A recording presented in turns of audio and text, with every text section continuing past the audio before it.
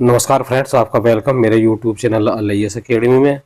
और दोस्तों, मैं विभिन्न प्रतियोगी परीक्षाओं खासतौर से रेलवे की पुराने एग्जामों में आई हुई जीके यहाँ मैं आप लोगों के समक्ष लेकर के आता हूँ। वन लाइनर क्वेश्चन की मेरी सीरीज चल रही है ताकि आप लोगों की बेटर प्रिपरेशन हो सके और अच्छे से अच्छे क्वेश्चन आप लोगों को मिले। ये मेरा भरसक प्रयास है। आप अधिक से अधिक लाइक शेयर करिए, मेरा ये आपसे निवेदन है। शुरुआत करते हैं आज की वीडियो का। ये 17 जून 2006 को जो RRB इलाहाबाद प्रयागराज का कई लोगों की डिमांड दिख रही है, तो प्रयागराज का ये क्वेश्चन पेपर है। शुरुआत करते हैं। बौद्ध धर्म के पवित्र ग्रंथों का अनुवाद संस्कृत से चीनी भाषा में किसने किया था? तो बौद्ध भिक्षु वेनसांग ने किया था। दोस्तों, आंसर वही रहते हैं, क्वेश्चन को थोड़ा घुमा फिरा कर आगे पीछे कर देते हैं, इसलिए कॉपी टू कॉपी उसकी ट्रू कॉपी मत समझिए कि जो एग्ज़ाम में दिया है कुछ इन्फॉर्मेशन वही है। थोड़ा मैं घुमा के भी क्वेश्चन को बनाया हूँ ताकि आप लोगों का एनालिसिस पावर, जिसको कहते हैं हम, विश्लेषणात्मक शक्ति बढ़े कि क्वेश्चन अगर दूसरे तरीके से पूछा जाता है तो क्या आंसर हो सकता है। अगला क्वेश्चन हमारा, बोध गया का प्रसिद्ध नगर किसके द्वारा बनाया गया था? तो ये अजातशत्रु के द्वारा बनाया गया था या बसाया गया था। नेक्स्ट क्वेश्चन है, हिंदू मिथक शास्त्र कितने पुराण है? तो 18 पुराण है हमारे इसमें। नेक्स्ट क्वेश्चन है, लगभग 125 ईसा पूर्व शुंग वंश की स्थापना किसके द्वारा की गई थी, जिसे मौर्य वंश का स्थान लिया था जिसने?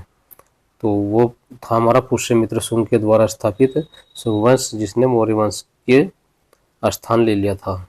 सिंधु घाटी का विशाल स्नानागार कहाँ पाया गया है? तो मोहनजोदड़ो में सिंधु घाटी का जोदड़ो में सिंधु घाटी का विशाल स्नानागार पाया गया है। बिंबिसार के समय में मगध की राजधानी कहाँ थी? तो राजगृह थी। नेक्स्ट क्वेश्चन है, दिलवाड़ा का प्रसिद्ध मंदिर किसको समर्पित है? तो माउंट आबू मंदिर जैन तीर्थकर को समर्पित है। ये दिलवाड़ा में स्थान पर है, मंदिर है माउंट आबू। शाहनामा की रचना किसकी है? तो शाहनामा रचना हमारी फिरदौसी के द्वारा की गई है।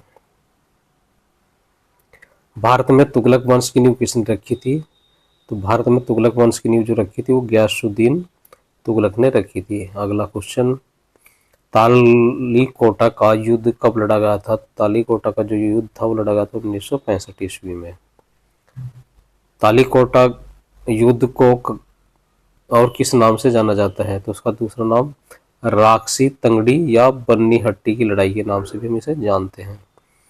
सन 1809 में इस संधि ने आंग्ल सिख बौद्ध संबंधों को एक पीढ़ी के लिए स्थिर कर दिया तथा रणजीत सिंह के साथ सीमा निर्धारित कर दी, मोटे तौर पर सतलुज नदी के साथ साथ। तो ये थी अमृतसर संधि। विजयनगर की स्थापना कब और किसके द्वारा की गई थी? तो विजयनगर की स्थापना 1336 ईस्वी में दो भाई थे उनके द्वारा की गई थी। दोनों भाइयों के नाम थे, एक हरिहर और दूसरा बुक्का।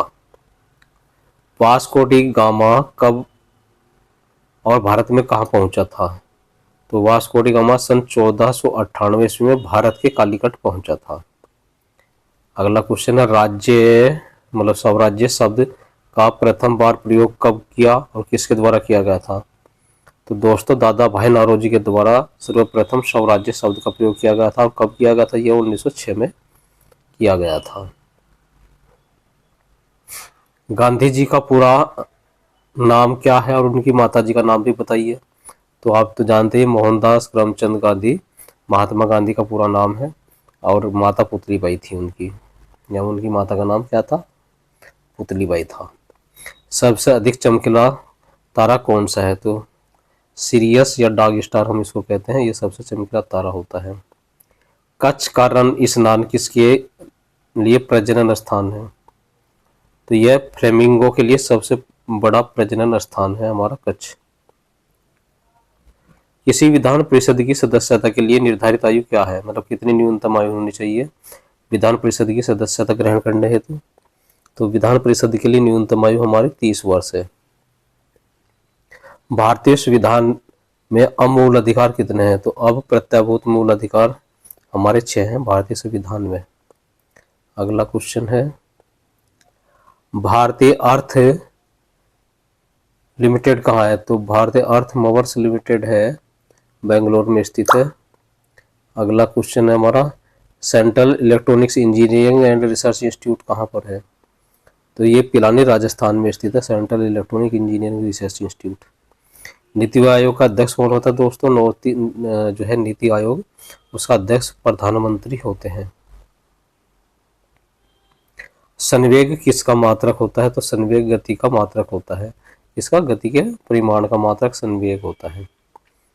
एक्यूमीटर क्या होता है? तो इस सूर्य की किरणों का निर्धारण करने वाला एक यंत्र होता है एक्यूमीटर।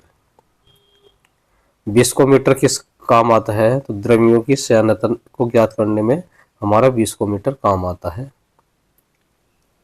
दो असमान परिमाण वाले पिंडों की गतिज ऊर्जा अगर समान है तो किसका संवेग अधिक होगा? तो दोस्तों भारी परिमाण वाले पिंड है जो उनका संवेग अधिक होगा। जब कोई फुलाया गया टायर भ्रष्ट करता है तो उससे निकलने वाली हवा कैसी होगी? उससे निकलने वाली हवा ठंडी हो जाएगी। अमीनोमीटर क्या करता है? यह हवा, शक्ति और गति को मापता है, हमारा अमीनोमीटर। एंगस्ट्रॉम क्या है? लंबाई को अभिव्यक्त करने की इकाई है हमारा एंगस्ट्रॉम। सिस्मोग्राफ किस काम आता है? तो भूकंप की तीव्रता तथा उत्पत्ति के रिकॉर्ड के लिए सिस्मोग्राफ काम आता है। यदि किसी कॉलम में दोनों सिरे आबद्ध हो तो उस कॉलम की समतुल्य लंबाई कितनी होगी? तो 0.5 L होगी।